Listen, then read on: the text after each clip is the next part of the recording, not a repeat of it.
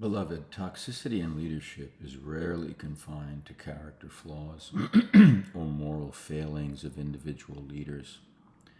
More often than not, it's a product of the systems, the structures, and the cultures that both shape and sustain those leaders.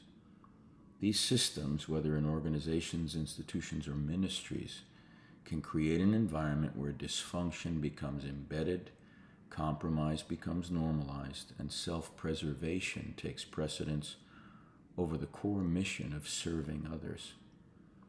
At the heart of that kind of systemic toxicity is often the centralization of power without sufficient checks and balances.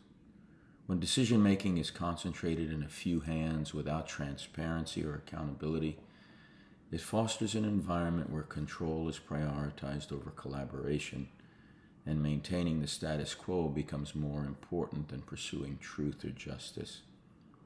That kind of a dynamic creates fertile ground for dysfunction, as leaders within those systems may feel incentivized to conform rather than challenge the structures that perpetuate the harm that's done.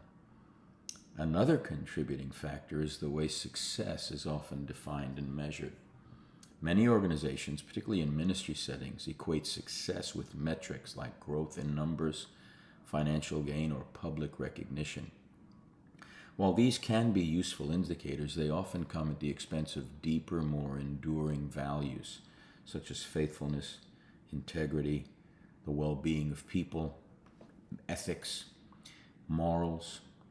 Leaders operating within those frameworks can find themselves pressured to prioritize optics over substance, leading to ethical and spiritual compromises that feel necessary to survive or to advance within the system.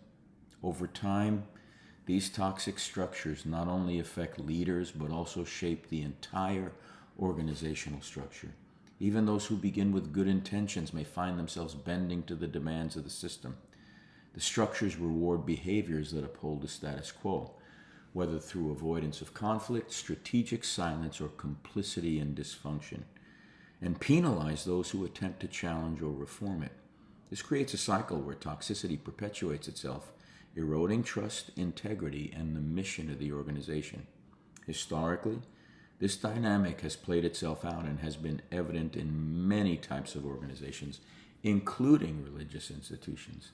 The failure is often not merely individual but systemic, as the structures themselves encourage patterns of behaviors that prioritize self preservation over transformation, comfort over conviction, and control over community. Leaders in these systems may find themselves isolated, disillusioned, or even complicit, as the environment subtly conditions them to adapt rather than resist. Addressing systemic toxicity requires a multifaceted approach. First, there has to be a commitment to personal accountability at every level of leadership. Leaders must cultivate the courage to examine their own behaviors, their motivations, and their blind spots while seeking honest feedback from others. However, personal accountability alone is insufficient if the structures themselves remain unexamined and unchanged. Secondly, organizations have to be willing to reform and, where necessary, completely reimagine the systems that shape their culture and decision making. This includes prioritizing transparency and leadership processes, creating mechanisms for meaningful accountability, and fostering a culture where collaboration and community are valued over control and hierarchy. Success must be redefined not by numbers or external recognition, but by faithfulness to the mission, the flourishing of individuals, and the integrity of the organization. Ultimately, transforming toxic systems requires more than humility and more than imagination. It demands a willingness to delve deeper into the underlying factors that perpetuate the dysfunction that's present. Leaders must not only let go of outdated practices, they have to confront the cultural, psychological, and historical forces that have shaped those systems. True redemption is possible when there's a collective commitment to examine the roots of toxicity, dismantle harmful patterns, and rebuild systems that embody justice, truth, and service. This requires not just structural change, but a deeper understanding of the dynamics that sustain toxicity and the courage to address them head on. The role of culture in toxic leadership systems has to be looked at. Toxicity isn't just about policies or hierarchies, it's about the underlying culture that shapes how we behave, communicate, and lead within those systems. A culture of fear, for example, it will suppress innovation and dissent and stifle people, while a culture of overwork will lead to burnout and diminished ethical awareness. When leaders are embedded in those kinds of cultures, even their best intentions will be undermined. Over time, the culture reinforces behaviors that prioritize organizational preservation and image over the very flourishing of those individuals and the community they serve. Toxic cultures often have unspoken norms, what people call the way things are done around here. These norms can reward compliance over authenticity, loyalty to the authorities over accountability, and efficiency over empathy. Those kind of patterns create a kind of organizational inertia where real change feels impossible without risking the entire system. Now, there is a psychological toll because of these toxic systems, and it happens to the leaders and to the teams under them. Leaders and teams operating in toxic systems face immense psychological and emotional pressure. They may feel trapped, navigating between their desire to do what is right and the demands of maintaining the system. This creates cognitive dissonance, which can lead to exhaustion, moral compromise, or a sense of futility. Team members, on the other hand, may experience disenfranchisement, chronic stress, or even trauma as their contributions are undervalued and their voices are dismissed. Moreover, when toxic systems foster a survival of the fittest mentality, they encourage competition rather than collaboration among leaders and teams. All of that fractures relationships. It diminishes trust, and it creates a self-perpetuating cycle of alienation, disengagement, and estrangement. There's a spiritual dimension to that toxicity in the system as well. For organizations with a spiritual foundation, such as ministries, the stakes of systemic toxicity are even higher. When leadership structures and systems operate under that which is counter to their professed spiritual values, they not only harm people, they also distort the witness of the organization.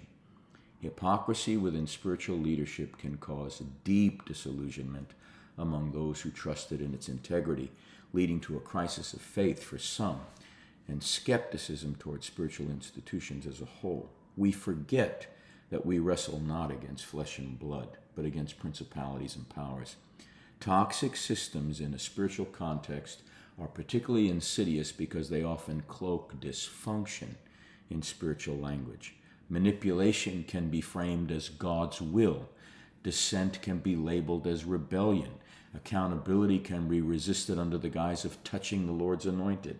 This misuse of spiritual authority creates a powerful barrier to change as the system defends itself with claims of divine sanction and endorsement.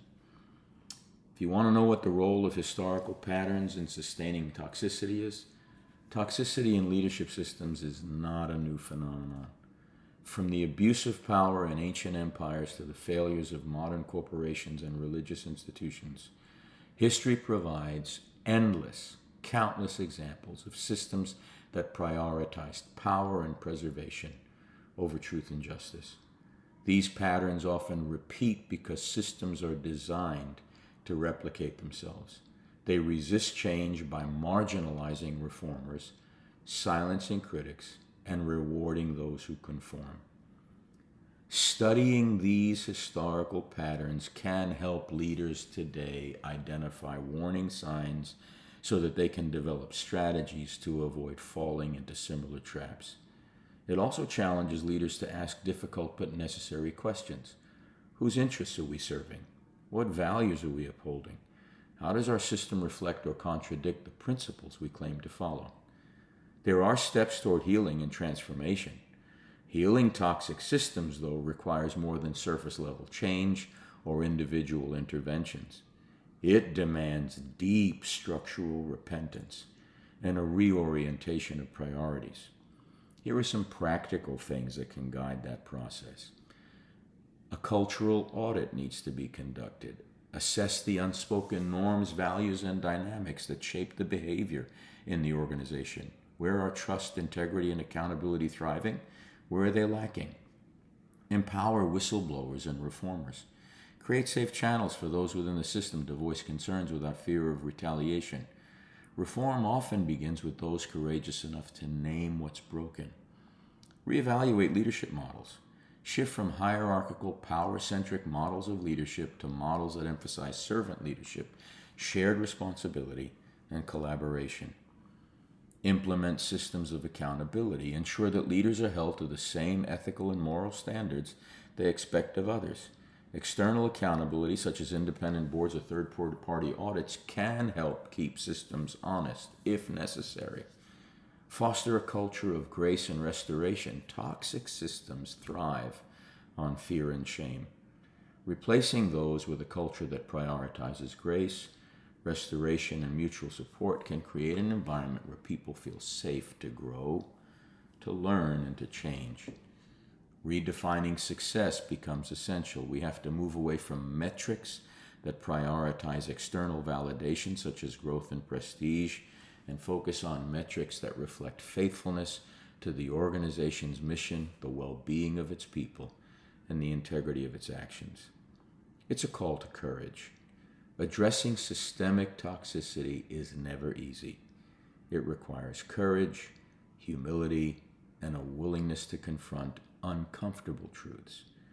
Leaders have to be willing to examine not only their actions, but their complicity in sustaining toxic systems. This process can indeed involve significant sacrifice, including the loss of relationships, positions, or institutional stability. However, the cost of inaction is far greater: continued harm to individuals, communities, and the mission itself. In the end, the transformation of toxic systems begins with a commitment to truth, justice, and service. It's a call to leadership that prioritizes the flourishing of others over personal gain, the pursuit of integrity over institutional preservation, and the courage to reform what's broken so that it might reflect the values it was intended to uphold. Only then can true, genuine transformation be part of that which embodies that which is not toxic.